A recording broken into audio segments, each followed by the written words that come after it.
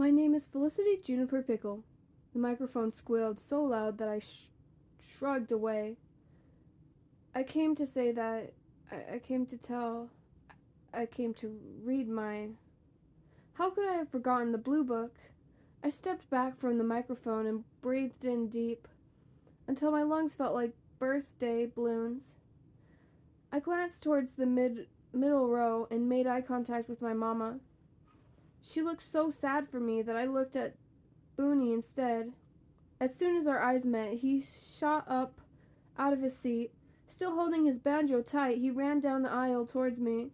His Converse stomped out such pretty words. Violet, star singer, moonlight, primrose. Miss Divinity Lawson nearly fell out of her chair when Booney walked past her. Booney came to stand right at the edge of the stage. He looked up at me with a smile on his face and said softly, "I'll play for you like I did when you practiced. I'll strum a song and help you get the words where they need to go." "That'd be splendidly," I whispered back. Booney nodded, pressing his fingertips against the neck of the banjo, and started strumming. "Quiet." The word chugged along the back of the room, leading a long, silent train of more words. Give up. Move on. Wander. But I concentrated on Booney's words. Booney's music.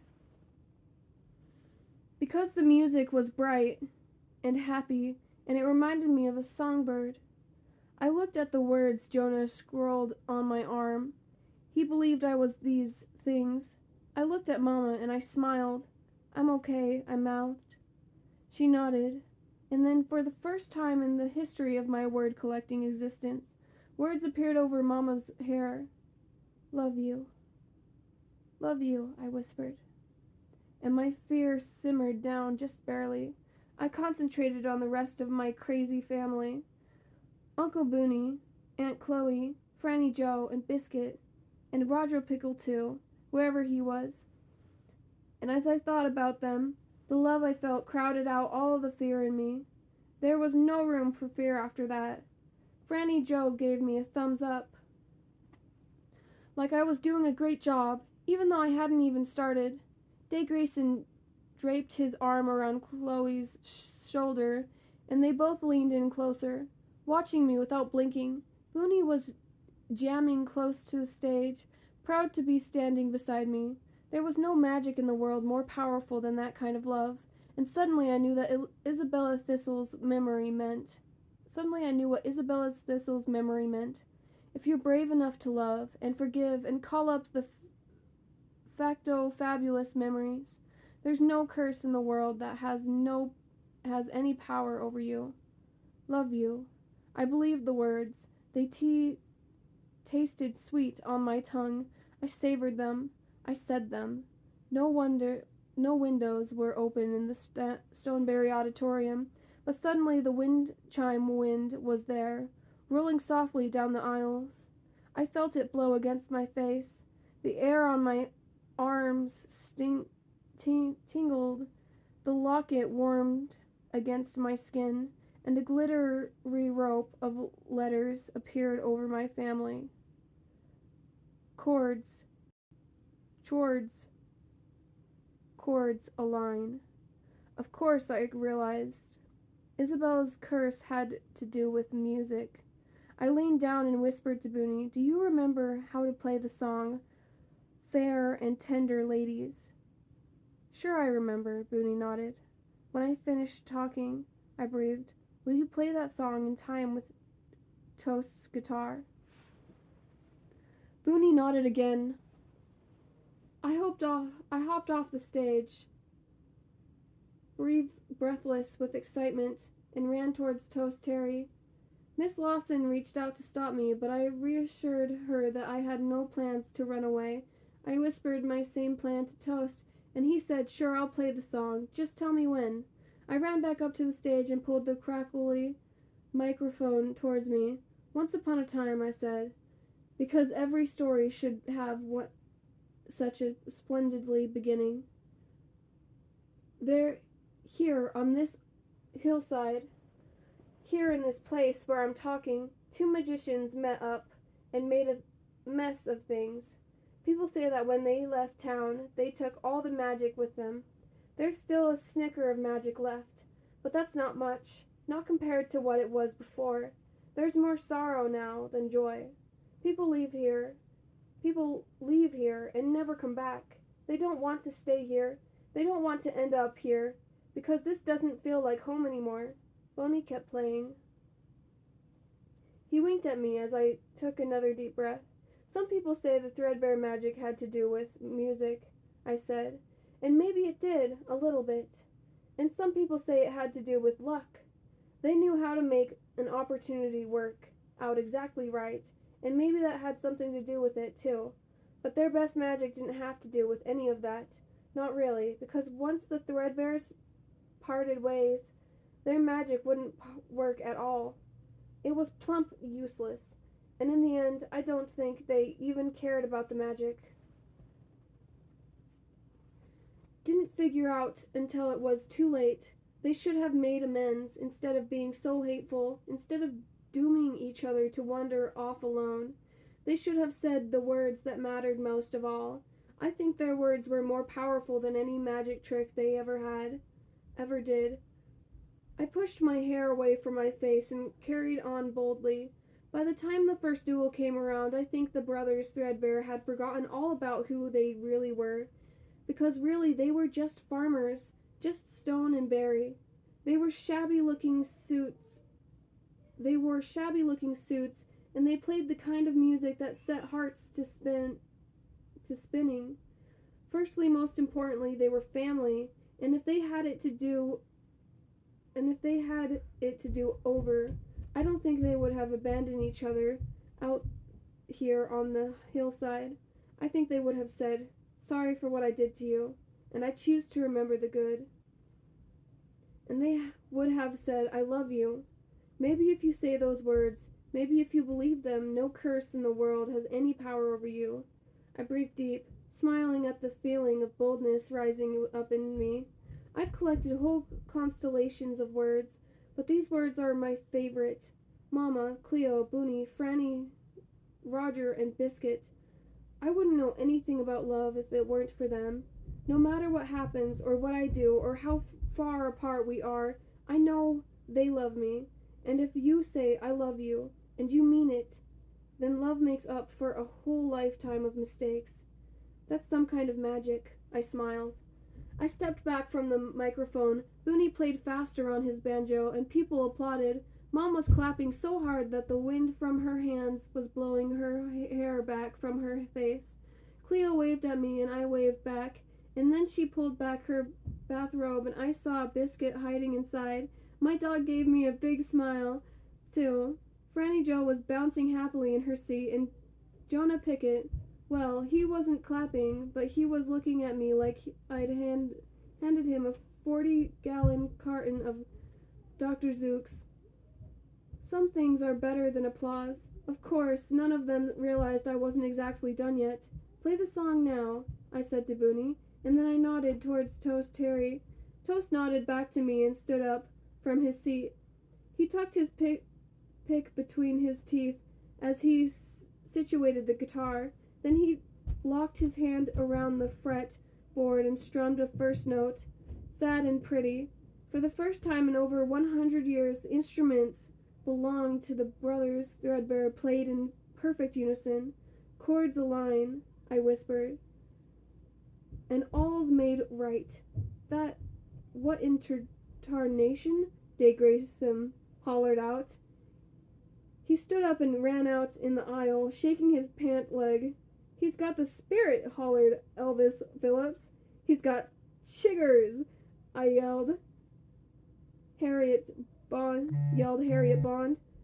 Dave kicked again and realized that was happening. His shadow was pulled apart from his body. Day's shadow was standing upright now, tall as day, and I watched as the shadow leaned down and grabbed Day's ankles and pushed itself off. That shadow ran back down the aisle and pulled Aunt Chloe's shadow off of her. "Hey now," Chloe hollered out. and their shadows lit out down the aisle, dancing and spinning and jumping up and down, and they weren't the only ones. People screeched and screamed as their shadows jumped up off the floor and spun across the walls of the auditorium, shadows dancing down the aisles and across the stage. One passed right through me. It felt as sweet and peaceful as the springtime wind.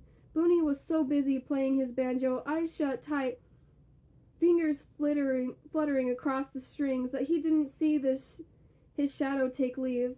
Booney's shadow ran for Divinity Lawson, who was sitting in her chair with her mouth open wide and her eyes open wider, glancing from side to side around the room without moving her pretty head.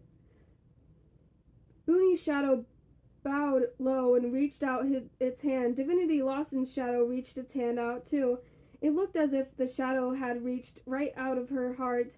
In fact, and they slow danced together, even though the music was fast. Elvis Phillips was teaching his shadow some new moves. Ponder Waller was chasing her shadow around, yelling, "Get back here!" "Well, I never!" Rosie Walker slapped her hands down on her lap and looked around. "Scoot back, y'all! I ain't letting my shadow have all the fun!" And she stood up and spun around, and I knew then why she was a country music star. Some people are born starry. Some people shine so bright you can't help but sit back and stare. Some people can't help but shine. Franny Jo was dancing in a circle with her shadow. Biscuit was chasing hers around the room, and my shadow was standing still beside me. Shadow Me kept her head bowed, her shadow sneakers turned in towards each other. "You should dance too," I whispered. My shadow made its way down the steps, down the aisle to where Jonah Pickett was sitting. I watched our shadows dance together for a time, not slow dancing the way Booney and Divinity's shadows were doing. We pumped our arms up and down, and we spun in circles, dizzy, wild, wonderful circles. My shadow's hair was flinging wild around its shoulders. Jonah's shadow played an air guitar. I'd done it. Surely I'd done it. Amends were made. Chords aligned. But as I glanced frantically around the auditorium, I didn't see Mama anywhere. If Mama wasn't in the room when it happened, would it matter if I broke the curse? If I'd broken the curse? And why wouldn't Mama be in the room? I jumped off the stage and took off in a run, but somebody grabbed my arm and pulled me out of the aisle just before Elvis Phillips, who happened to be chasing his seriously speedy shadow, ran smack into me. "Felicity," Jonah yelled over the commotion. He loosened his grip on my arm. "What'd you do?" "Chords," I gasped. "Musical chords. That's what Isabella Thessel meant. She wanted the Threadbarers to apologize to each other and play again someday. That's it. I think we broke her curse, but I've got to find Mama to make sure." Suddenly Jonah grabbed my arm again. "The locket." His face paled. "Felicity, the locket is open." My hand trembled as I reached to check the pendant. In all the commotion, I never heard it pop. I never even felt it click. "It must have opened when the chords aligned," I said as I pulled it over my head. I opened the locket wide until it looked like a golden moth snuggled into the palm of my hand. Jonah wrapped his hand around my wrist and leaned in closer so we could both see what was inside. The inside of Stone Weatherly's locket still looked like a simple, solid piece of metal, but the inside looked like a window to another world. Through the locket we saw filled at twilight. The sun had set, but the stars weren't out yet. There were mountains in the distance, leaves fluttering in the wind I couldn't feel. Suddenly a woman ran onto the field. She wore a yellow flower tucked behind her ear. The wind rippled against her long skirt and blew her dark hair down over her face. She crossed her arms over her chest and spun around looking for someone, and then a tall, lanky man in a brown suit walked up behind her. He tapped her shoulder, and she spun around and flung her arms around his neck. I could tell by his build and by the dark hair falling around his face that he was one of the Witherly brothers. But which one, I wondered? Isabella? Thistle had loved them both. The couple in the locket danced around in the tall grasses, while fireflies lit up the air around them. The scene faded for a moment, and then played again, from the beginning. This is Isabella Thistle's perfect memory, I whispered. Jonah nodded. We've got to find Florentine.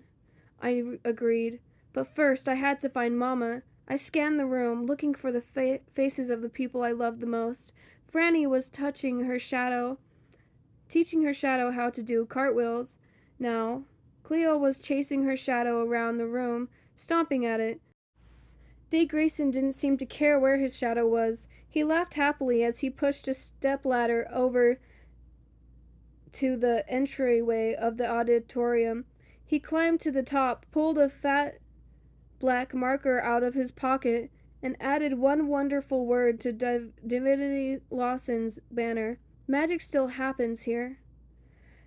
Jonah and I pushed our way through the dancing crowd until I found my Aunt Chloe. I grabbed her arm and said the two words I hoped I'd never have to say.